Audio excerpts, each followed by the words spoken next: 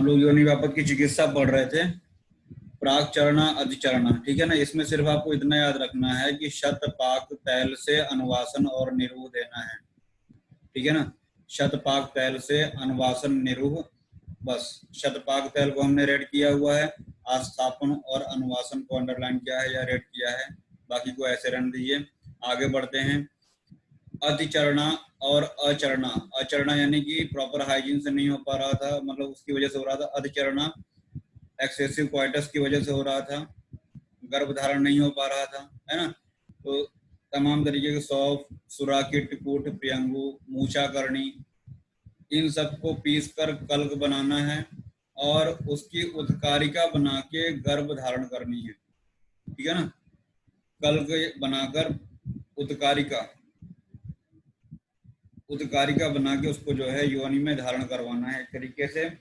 इसके धारण करने से अधिचरणा और अचरणा योनि शुद्ध हो जाती है, यानी कि योनि का शोधन करने के लिए इतने द्रव्यों का प्रयोग कर रहे हैं। वामिनी में क्या हो रहा था, 6 से 7 दिन में वमन हो जा रहा, तो वामिनी और उपप्लुता योनि रोग में स्नेहन और स्वेदन करते हैं। और स्नेह पिचु, तो स्नेहन, स्वेदन और पिचु को अंडरलाइन करिएगा, मेरे बुक में नहीं है। अगर आपको यूजी का भी एग्जाम देना है तो स्नेहन, स्वेदन और पिचु, ठीक। अगर आप पूरे योनि व्यापक को ढंग से लिखना चाहोगे तो 2 पेज में चार्ट फॉर्म में पूरा का पूरा आप लिख सकते हो, ठीक है ना। 2 पेज में चार्ट के फॉर्म में आप पूरा का पूरा लिख सकते हो। एक तरफ योनि व्यापक, दूसरे कॉलम में छोटा सा कॉलम बनेगा दोष क्या होंगे उसमें, तीसरे कॉलम में क्या होगा लक्षण, और चौथे कॉलम में क्या होगा उसकी चिकित्सा।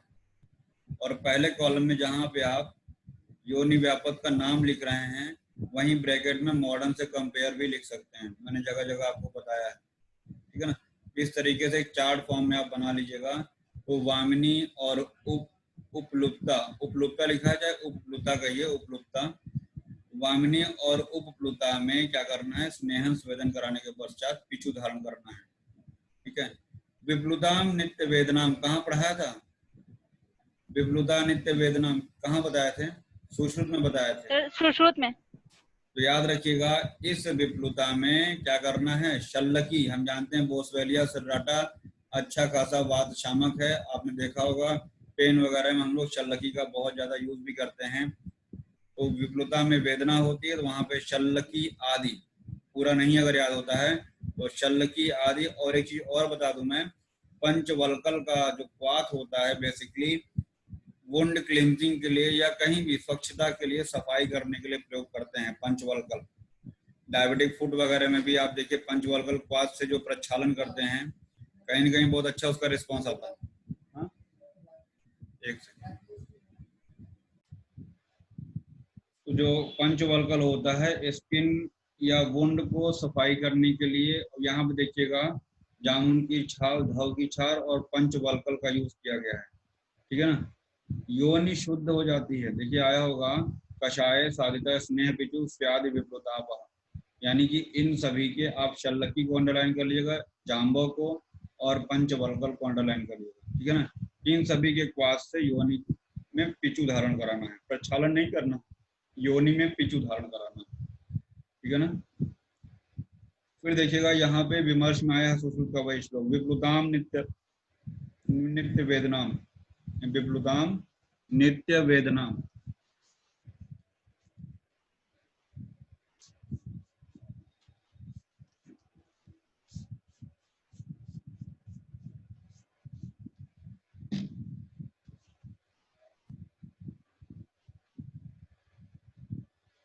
आगे बढ़े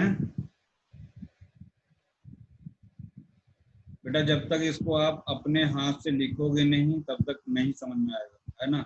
हम आपको समझा ही सकते हैं, इसको आप एक साथ लिखोगे, हमको भेजना, जिसका सबसे अच्छा लगे उसको हम स्क्रीन पे दिखा के डिस्प्ले करके एक बार फिर से हम रिवाइज करा देंगे, ठीक है ना। इतना आप करो कि अपने हैंड रिटन आप एक बार नोट्स बना डालो, और बहुत इंपॉर्टेंट है योनि व्यापक।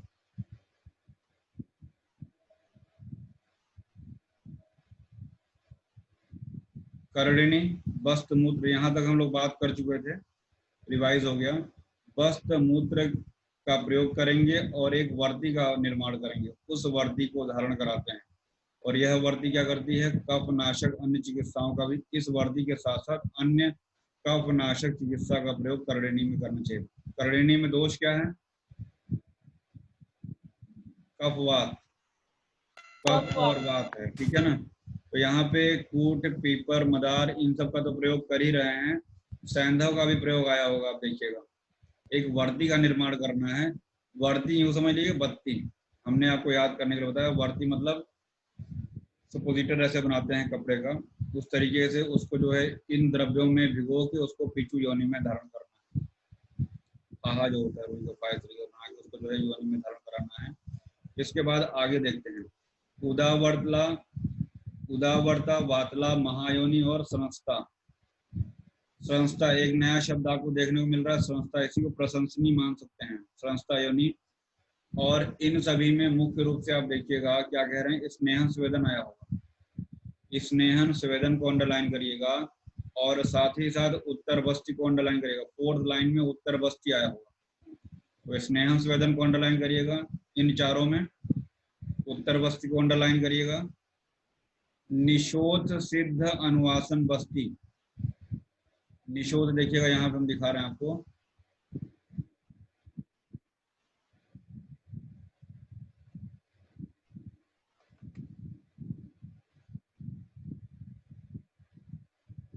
ये अरे क्या हो रहा है, निशोध की अनुवासन बस्ती, और त्रिवृत्त से सिद्ध जो होता है ये उत्तर बस्ती, ठीक है। निशोध से क्या देना है, अनुवासन देना है, और त्रिवृत्त से उत्तर बस्ती देना है। त्रिवृत्त में भी ता आ रहा है, उत्तर बस्ती में भी ता आ रहा है, ठीक है, तो कंफ्यूज मत होना, त्रिवृत्त से उत्तर बस्ती है और निशोध की अनुवासन बस्ती है। और यहाँ पे हमने आपको ऊपर बताया है स्नेहन स्वेदन है इसमें। और ये देखिए, दशमूल सिद्ध किए हुए क्षीर का पान और उत्तर बस्ती आया होगा, श्लोक में बता रहे हैं।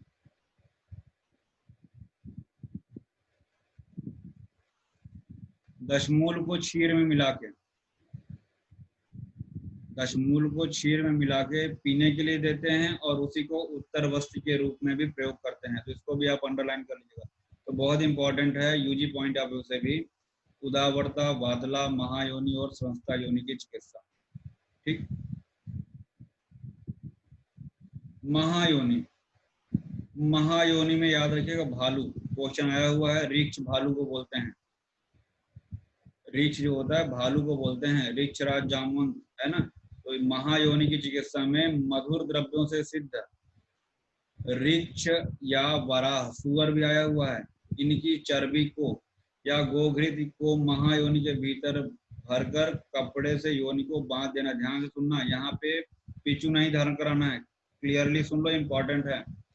यहाँ पे करना क्या है कि रीछ या वराह की चर्बी या घृत को महायोनि के अंदर, महायोनि वही था जो हमेशा मुख खुला हुआ था और प्रोलैप्स हो जा रहा था, है ना, इसी को विवरता भी कह सकते हैं। तो इसमें क्या करना है कि रख कर योनि को बांध देना है। किसी बच्चे ने क्वेश्चन पूछा था, मुझे याद आ रहा है, याद आ रहा है किसी ने क्वेश्चन पूछा था लास्ट लेक्चर में? Yes sir. यहाँ पे आपको उसका जवाब मिल जाना चाहिए, उस प्रश्न का उत्तर यहाँ पे आपको मिल जाना चाहिए। योनि को बांधने का कार्य किया जा रहा है, यानी कि टाइटली उसको बांध दे रहे हैं, और कब तक बांधेंगे ये इंपॉर्टेंट है, ध्यान से देखिएगा अगली लाइन में। बांधने का तात्पर्य यह है कि योनि के भीतर में भरी हुई चर्बी या घृत बाहर न निकल जाए, है ना, बाहर न निकल जाए। अभी आगे एक पॉइंट आएगा, बताएंगे। यानी कि आपको मधुर द्रव्यों से सिद्ध वराह और रीछ एवं घृत को महायोनि के अंदर भरना है ना, और उसको योनि को कपड़े से बांध देना है, और इस प्रकार से बांधना है कि जो आपने द्रव्य अंदर रखा हुआ है वह बाहर न निकलने पाए। आगे देखते हैं, हम इसको दोनों में मानते हैं, ये जो लाइन लिखी हुई है इसको हम दोनों में मानते हैं।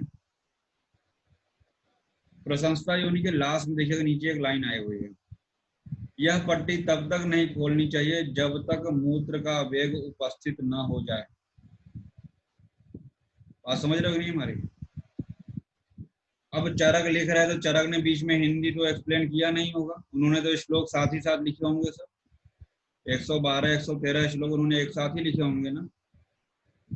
तो लास्ट में क्या आया है, पिंडे ना मूत्र कालतः, मतलब जब तक मूत्र का वेग उपस्थित न हो जाए तब तक उस पट्टी को नहीं खोलना चाहिए। यानी कि जब मूत्र का वेग उपस्थित हो जाए, है ना, उस समय हमको उस पट्टी को ओपन करना है। तब तक चाहे वो महायोनि वाला आपने सुअर और भालू की बात करी है, चाहे प्रशंसा योनि में क्या कह रहे हैं, प्रशंसा। ध्यान से देखिए, हमने लिखा सुश्रुत ने बताया है, वातज पित्तज कवच सन्निपातज किसमें था? सर पित्तज में। हाँ, पिता पुत्र संग वारु। तो संग जो था वो संसनी या प्रशंसा, उसी को बोल रहे हैं। तो बताया तो सुश्रुत ने है, लेकिन चिकित्सा चरक में भी बताई है। तो उस प्रशंसा योनि के बारे में बता रहे हैं, जो योनि अपने स्थान से च्युत यानी डिसलोकेट हो गई हो। उसमें सर्वप्रथम पूरे योनि भाग में घृत का लेप करेंगे, उसके बाद गर्म क्षीर से स्वेदन करना है। क्षीर स्विन्ना क्वेश्चन आया है, हमने गोला बनाया है, ये क्वेश्चन पीजी इंट्रेंस में पूछा गया है। क्षीर स्विन्ना यानी गर्म क्षीर से दूध से स्वेदन करना है। स्विन्ना मतलब स्वेदन। प्रवेश च, ठीक है। इसके बाद वेशवार का पिंड बनाकर योनि के मुख में भरकर पट्टी बांध देना, जैसे ऊपर पट्टी बांध रहे थे वैसे यहाँ भी पट्टी बांध देना है। और इस पट्टी को तब तक नहीं खोलना है जब तक मूत्र का वेग उपस्थित न हो जाए। ध्यान दीजिएगा, यहाँ हमने लिखा है योनि भ्रंश की चिकित्सा। तो अगर चरक के अनुसार योनि भ्रंश की भी चिकित्सा पूछी जाए तो यही लिखेंगे आप। महायोनि वाली भी चिकित्सा लिखिए, क्योंकि उसमें भी प्रोलैप्स हो जा रहा था। और प्रशंसा की बात भी लिखिए, इसमें भी प्रोलैप्स हो जा रहा है। और ध्यान रखिएगा, ये वजाइनल प्रोलैप्स आपको गायनी में भी काम देगा, ठीक है ना। ये चिकित्सा जो चरक की बताई हुई, इसको जरूर ध्यान रखिएगा। क्षीर स्विन्ना और मूत्र काल तक उसको बांधे रखना है। वेशवार का प्रयोग भी याद रखिएगा। आगे बढ़ा जाए। कई जगह क्यों लिखा हुआ, बहुत इंपॉर्टेंट पेज था ये। श्वेत प्रदर की बात करते हैं हम लोग। एक सेकेंड,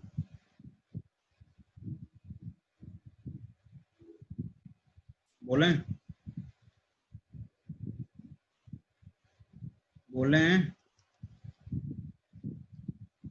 हेलो, आवाज आ रही है? Yes sir. Yes sir. लिखिएगा प्रदर, हेडिंग डालिए कॉपी में, प्रदर।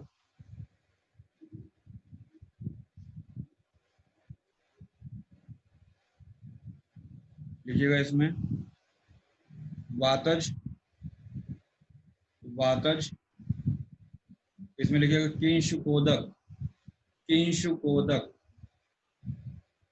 किंशुकोदक स्राव ऑब्लिक पिशितोदक, किंशुकोदक पिशितोदक एवं कटिवंक्षण पार्श्व पृष्ठ सूर। किंशुकोदक, पिशितोदक, कटिवंक्षण पार्श्व पृष्ठ सूल।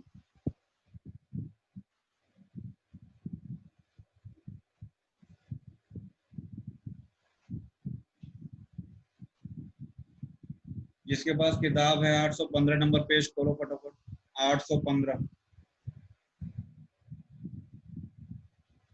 सबके पास है बुक?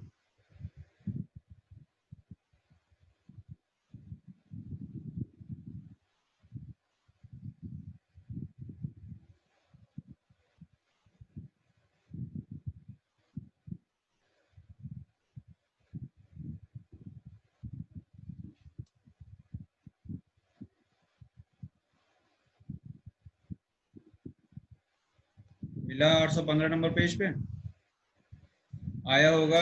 सर श्लोक नंबर बता दीजिए। लिंगम पित्तावृत अपाने रज, मिला ऐसा कुछ? रजस अति प्रवर्तनम। लिंग पित्तावृत अपाने, पित्त आवृत अपान वायु का लक्षण देखिए 815 नंबर पेज पे। पित्त आवृत अपान वायु मिला? Yes sir. Yes sir. यही है, प्रदर को यहीं पे बताया है चरक ने। तो 815 नंबर पेज पे आया होगा, लिंग पित्तावृत अपाने रज सती प्रवर्तनम। यानी कि जब पित्त से अपान वायु आवृत हो जाता है तब वहां पे आर्तों की अति प्रवृत्ति होने लगती है। रज असति प्रवर्तन, ऐसा करके आया होगा तो उसको कोड करिएगा, फिर लिखिएगा हमने जो बताया। सुश्रुत में एक शब्द आया है, थोड़ा सा बात हमने लिखा दिया, उसके पहले ये पॉइंट नोट कराना चाहिए था। सुश्रुत में लिखिएगा, सुश्रुत हेडिंग डालिएगा। सुश्रुत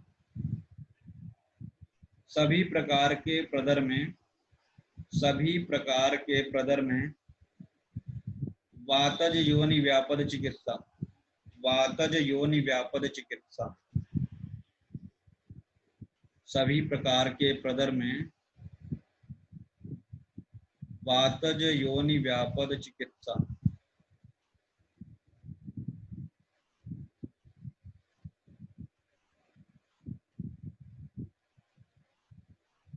फिर लिखिएगा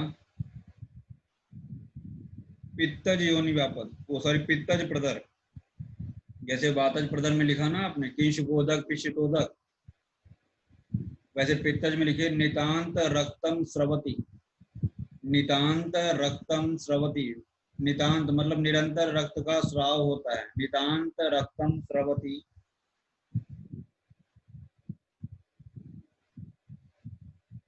कॉमा गोमूत्राभम, गोमूत्राभम, गोमूत्र के समान स्राव, गोमूत्र आभम, कॉमा चंद्रिका युक्त, गोमूत्राभम चंद्रिका युक्त।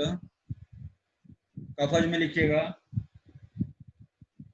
पुलाक तोय, पुलाक तोय इंपॉर्टेंट है, कफज वाला इंपॉर्टेंट है। पुलाक, पुलाक तोय, पुलाक तोय, कॉमा कोविदार पुष्प, कोविदार पुष्प, कोविदार पुष्प, कॉमा गैरिकोदकम, गैरिकोदकम, गैरिक उदकम या गैरिकोदकम तथा वसागंधी, वसागंधी। फिर लास्ट लिखिएगा सन्निपातज, सन्निपातज प्रदर,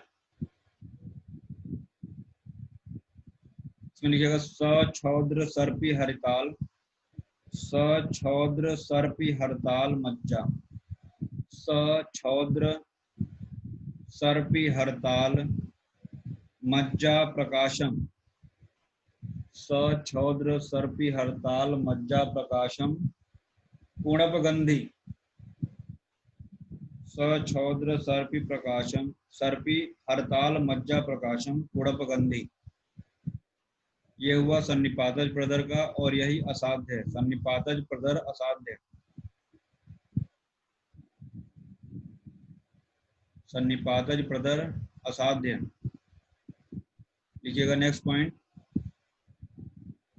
काश्यप विरेचन साध्य, काश्यप ने इसको विरेचन साध्य बताया है, काश्यप विरेचन साध्य। अगली लाइन लिखिएगा शतपुष्पा तैल नस्य अभ्यंग, शतपुष्पा तैल नस्य अभ्यंग।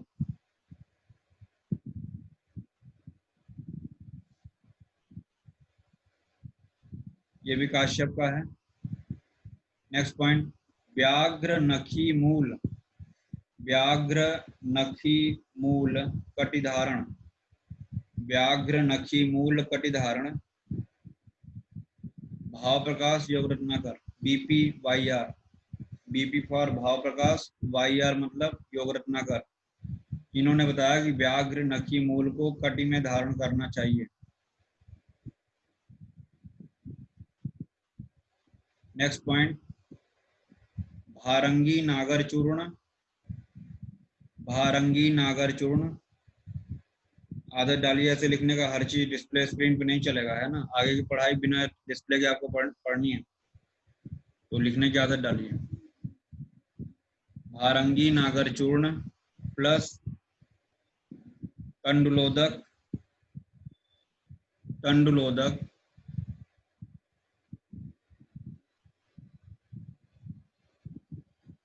श्वास एवं प्रदरनाशक। ये योग कैसा है, श्वास एवं प्रदरनाशक।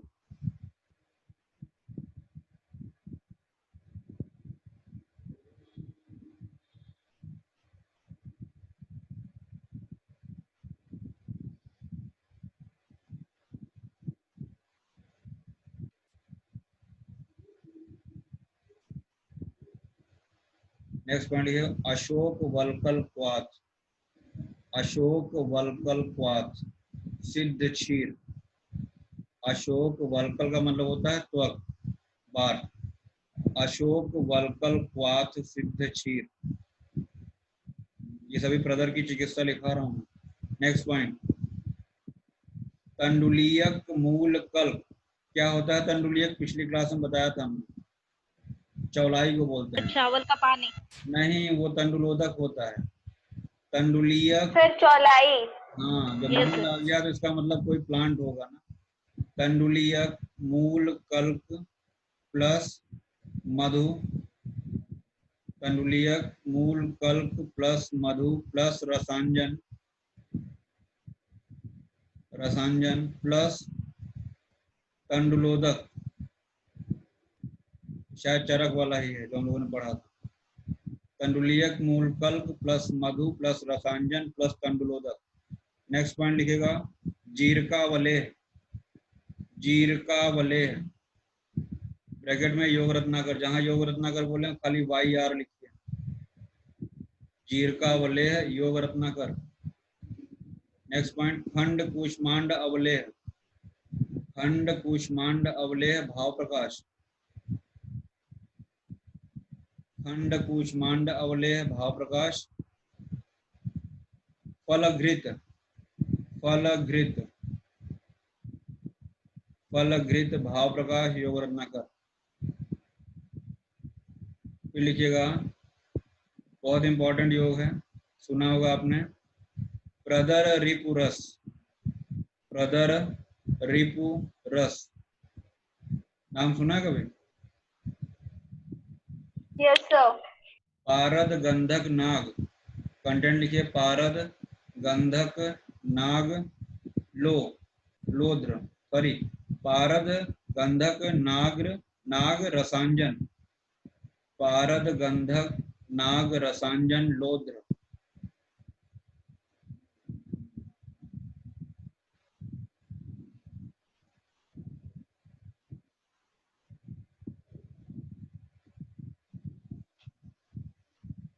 पारद गंधक सर नाग, गंधक के बाद क्या बोला था आपने?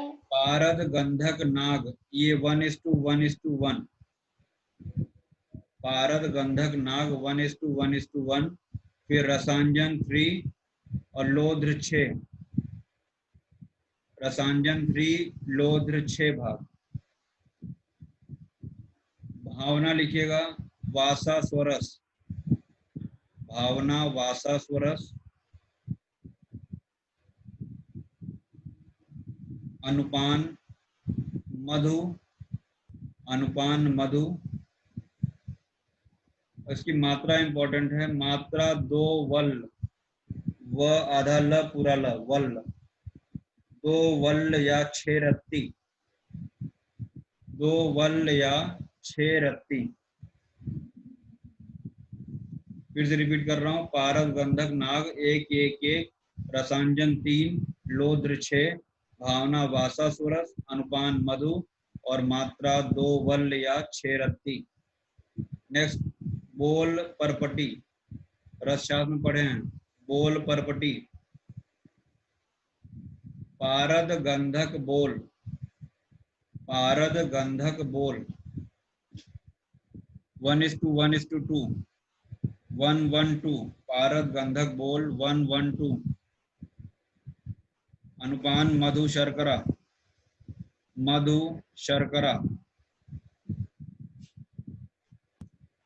मधु शर्करा, मात्रा 2 वल इसकी भी है, मात्रा 2 वल।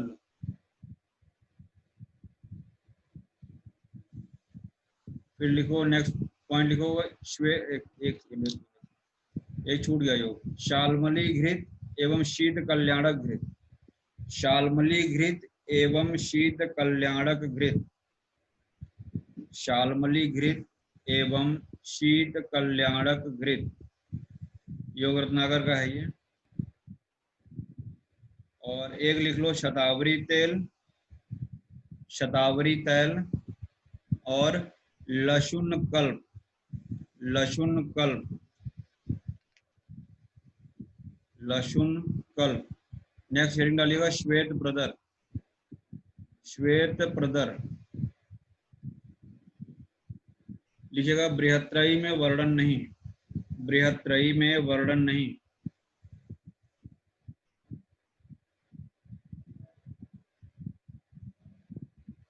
बृहत्त्रयी में वर्णन नहीं। नेक्स्ट पॉइंट लिखिएगा चरक की चक्रपाणी टीका, चरक की चक्रपाणी टीका, कॉमा शारंगधर भाव प्रकाश योग रत्नाकर, चक्रपाणी टीका शारंगधर भाव प्रकाश योग रत्नाकर। डैश करके लिखेगा योनि से श्वेत स्राव, योनि से श्वेत स्राव। चिकित्सा लिखिएगा, चिकित्सा लिखिए रोहितक मूल कल्प, रोहितक मूल कल्प, रोहितक मूल कल्प। नेक्स्ट पॉइंट आमलक बीज, आमलक बीज।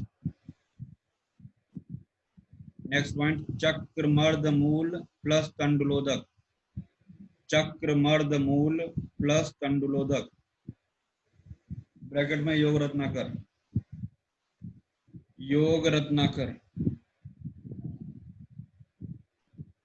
यानी चक्रमर्द कैसिया टोरा जो होता है उसके मूल को तंडुलोदक के साथ में।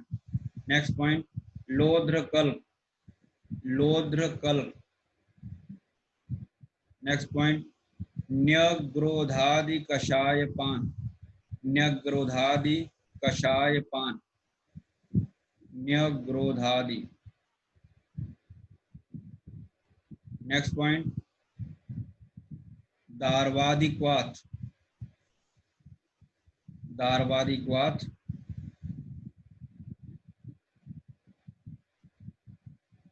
अगला पॉइंट लिखिएगा नागकेसर, नागकेसर प्लस तक्र, नागकेसर प्लस तक्र। एरो बनाइए, नागकेसर प्लस तक्र एरो। एरो के आगे लिखिएगा केवल 3 दिन, केवल 3 दिन तक्र ओदन प्रयोग, तक्र डैश ओदन, ओदन भात को बोलते हैं, तक्र ओदन प्रयोग से श्वेत प्रदर नष्ट, श्वेत प्रदर नष्ट।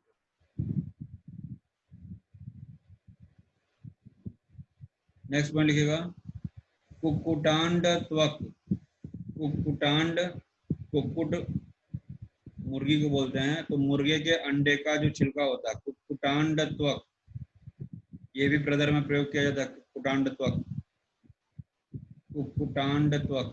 अगला एक सब हेडिंग और वाली गर्भ निरोधक, गर्भ निरोधक। बहुत इंपॉर्टेंट पॉइंट नोट करा रहे हैं। पकाऊ लग रहा होगा, पकाऊ लग रहा होगा, लेकिन बहुत क्वेश्चन बनते हैं यहाँ से। लिखिएगा पहला पॉइंट इसमें सैंधव खंड, सैंधव खंड प्लस तैल, सैंधव खंड प्लस तैल। एरो बनाइए। योनि धारण, योनि धारण से गर्भ नहीं, योनि धारण से गर्भ नहीं। समझ में आ रहा है कि नहीं आ रहा है जो बोल रहे हैं? Yes sir.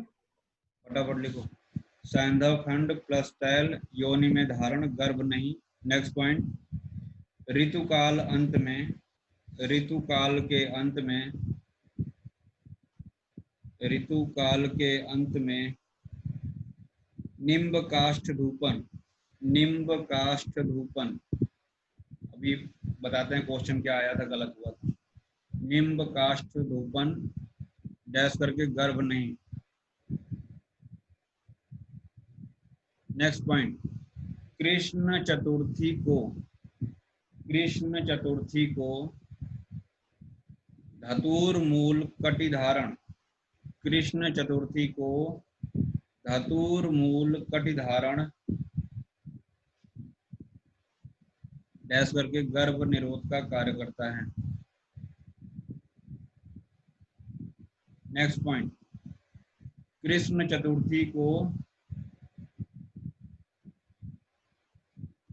सॉरी वहां पे लिख दीजिएगा धतुर्मूल कटिधारण जो लिखा हुआ है ना, गर्भ निरोध का कार्य, और वहीं लिख दीजिएगा अगर खोल देते हैं उसको जो बांधा हुआ है तो गर्भ स्थापित हो जाता है।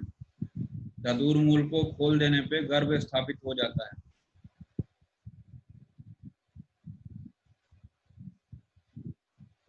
नेक्स्ट पॉइंट, धतुर्मूल योनि में रखने से धतुर्मूल योनि में रखने से गर्भ स्थिर नहीं रहता। धतुर्मूल योनि में रखने से गर्भ स्थिर नहीं रहता। नेक्स्ट पॉइंट, पीवीटी कभी नाम सुना है? योग पूछ रहे हैं, किसी किताब का नाम मत बता देना। योग पूछ रहे हैं, कभी नाम सुना है?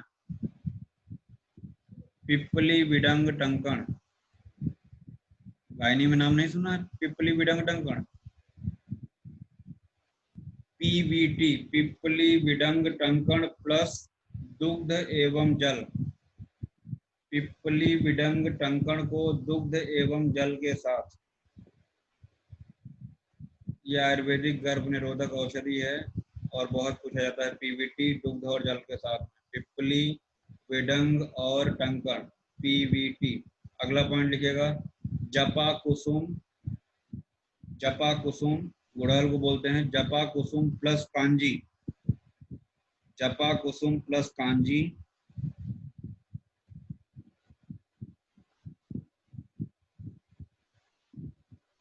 डैश करके लिखिएगा 3 दिन 100 वर्ष पुराने एक पल गुड़ के साथ। 3 दिन तक 100 वर्ष पुराने एक पल गुड़ के साथ। 100 वर्ष पुराना गुड़ हो और मात्रा उसकी 1 पल रहेगी। 3 दिन तक जपा कुसुम और कांजी के साथ में सेवन। अगला इंपॉर्टेंट पॉइंट ध्यान से सुनना, हम क्या बता रहे हैं। तंडुलियक मूल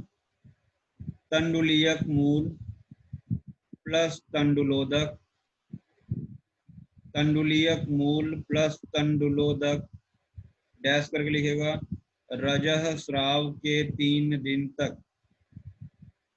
रजह स्राव के 3 दिन तक डैश करिएगा स्त्री बंध्या हो जाती है। स्त्री बंध्या हो जाती है।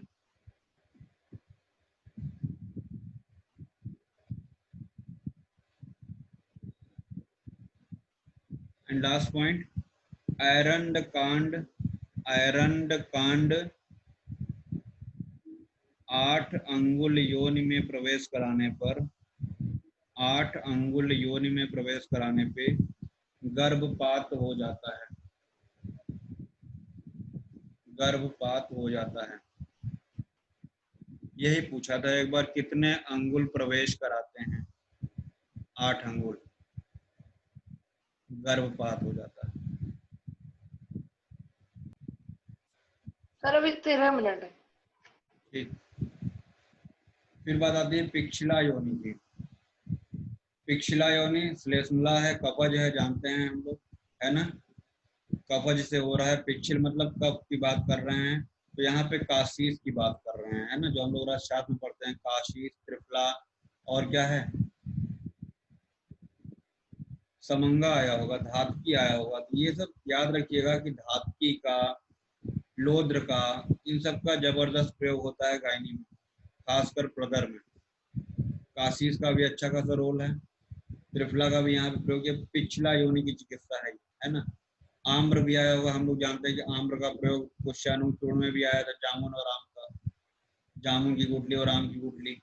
ये सब चीजें कुछ ऐसे टर्म होते। धाय वहां भी शायद आया था, तो धाय यहाँ भी धातकी है। ये सब चीजें याद रखिएगा। कहाँ पे फिटकरी है, देखिएगा फिटकरी एक तरीके से स्तंभन, कांची शब्द आया हुआ है ना, कांची, तो कांची जो है फिटकरी के लिए प्रयोग कर रहे हैं। तो स्तंभन का कार्य करता है, कषाय होता ही है, ठीक है। और साथ ही साथ प्रक्षालन का भी कार्य करता है, तो उसका प्रयोग कर रहे हैं। तो एक बार देख लीजिएगा इसको, जब तक वो चार्ट फॉर्म में आप नहीं बनाओगे नहीं समझ में आएगा। तो काशीस, फिटकरी, टिफला, धातकी और आम्र अस्थि, इन सब का प्रयोग यहाँ करते हैं।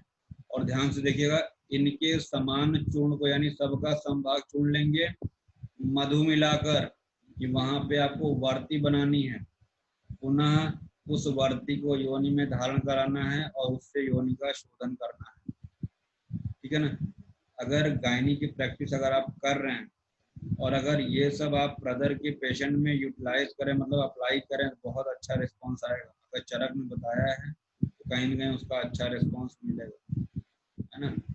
क्लिनिकली ट्रायल किया जा सकता है इन सब।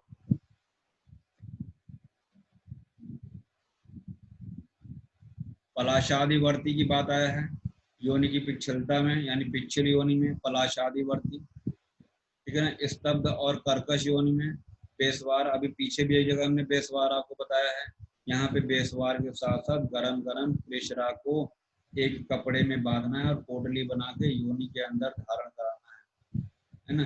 कहाँ पे? जहाँ पे स्तब्ध और कर्कश योनि में मृतता लाने के लिए, है ना।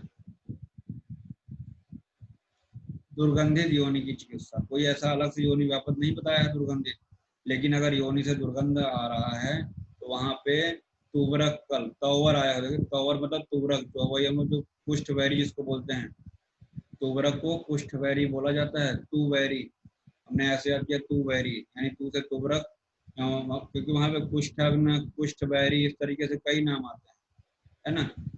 बाकुची क्या बोलते हैं? कोरेलिया कोरिलिकोलिया।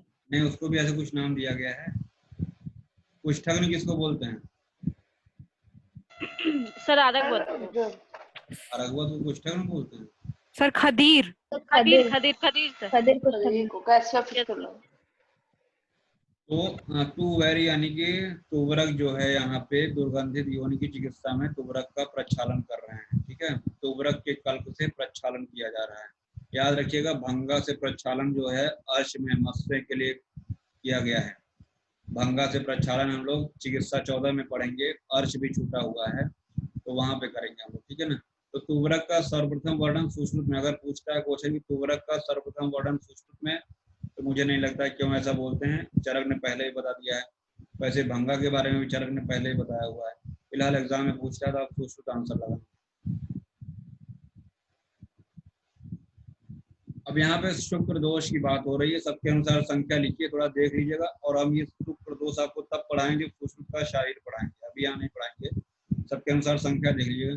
भेल ने 7 बताया, सुश्रुत ने 11 और अन्य ने 8 बता दिया है। फिर दाहिने तरफ नपुंसकता की बात की गई है, सुश्रुत के अनुसार नपुंसकता 5 होती है, ठीक है ना। फिर उसके नीचे क्लीवता की बात हुई है। क्लीवता चरक के अनुसार अभी हम लोग 4 पढ़ेंगे और सुश्रुत के अनुसार 6 होती है क्लीवता। इधर तो शुक्र दोष हो गए 7, 11 और अन्य के अनुसार 8 हो गए। नपुंसकता की अगर बात करें, इम्पोर्टेंसी की बात करते हैं तो सुश्रुत के अनुसार वो 5 हो गए। क्लीवता की बात करें, क्लैब की बात करें तो सुश्रुत के अनुसार 6 हैं और चरक के अनुसार 4 हैं।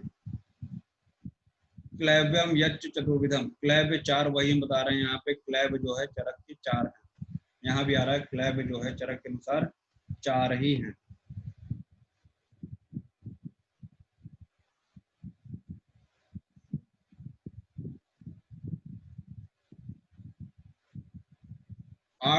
शुक्र दोषों का कारण तथा दुष्ट और अदुष्ट शुक्र का लक्षण भली प्रकार चिकित्सा बता रहे हैं। क्लैब योनि रोगों में उपद्रव जो प्रदर, हमने आपको बताया था कि योनि व्यापक का उपद्रव क्या होता है, गैप, गुल्म, अर्श और प्रदर।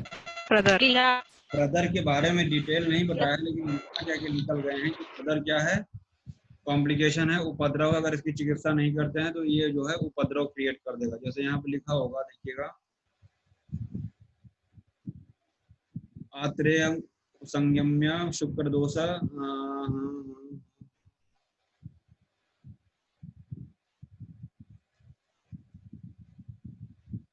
हाँ, उपद्रवेश, देखिए उपद्रव के रूप में प्रदर्भ उत्पन्न करता है, यानी कि उपद्रव के रूप में गुल्म, अर्श और ये तीसरा यहाँ पे दिया हुआ है प्रदर उत्पन्न करेगा। अब इन सब के बारे में देखिए क्या क्या बताया जा रहा है। जिस कारण से हर्ष का हेतु मैथुन में पुरुष का शुक्र ही बताया गया है, उसको मैं कह रहा हूँ। यहाँ पे याद रखिएगा कि हर्ष को मैथुन में एक कारण बताया गया है, ठीक है ना। वाजीकरण में भी ऐसा कुछ आएगा, वहां पे इसके बारे में फिर हम लोग पढ़ेंगे।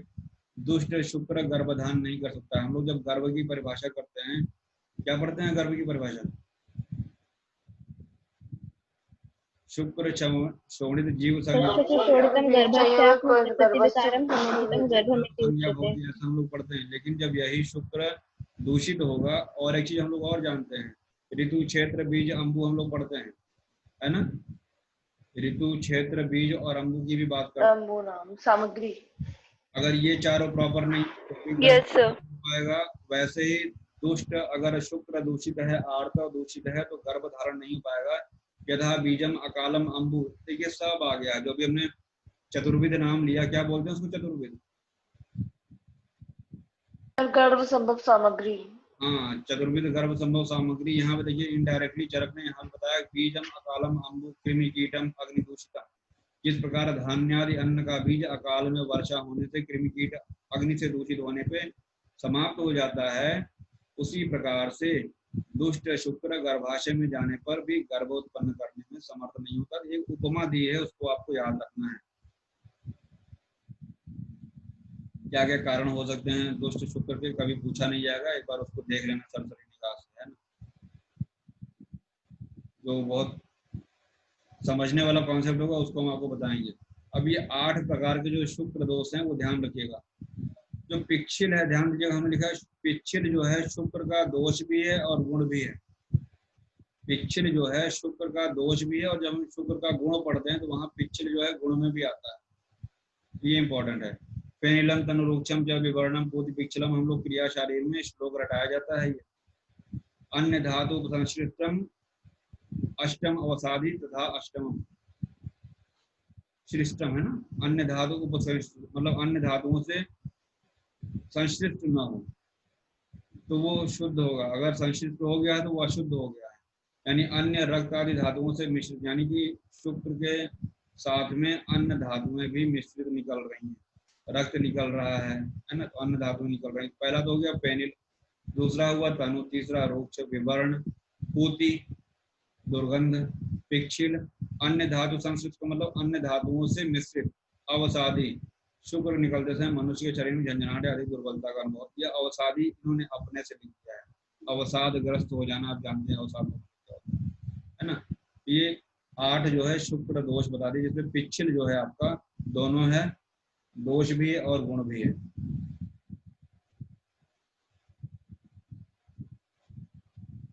शुद्ध शुक्र का लक्षण एक हम लोग पढ़ते हैं, स्फटिकाभम द्रव्य स्निग्धम मधुरम मधुगंधि च शुक्रम इच्छन्द केचित तैलच्छेदम।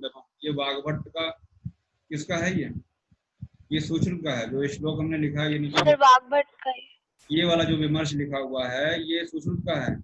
और तैल छौद्र निभम की जगह पे वाग्भट्ट ने घृत तैल छौद्र लिखा हुआ है, ठीक है। तो सबसे इंपॉर्टेंट तो सुश्रुत का है, फिर वाग्भट्ट का है, फिर लास्ट में आता है किसका? चरक का। ये ध्यान दीजिए, अभी हमने ऊपर क्या लिखाया था कि गुण भी है। ऊपर हम लोगों ने दोष पढ़ा तो वहां भी पिच्छिल आया था, और यहाँ पे गुण बता रहे हैं, यानी शुद्ध शुक्र का लक्षण बता रहे हैं, तो यहाँ भी पिच्छिल आ गया।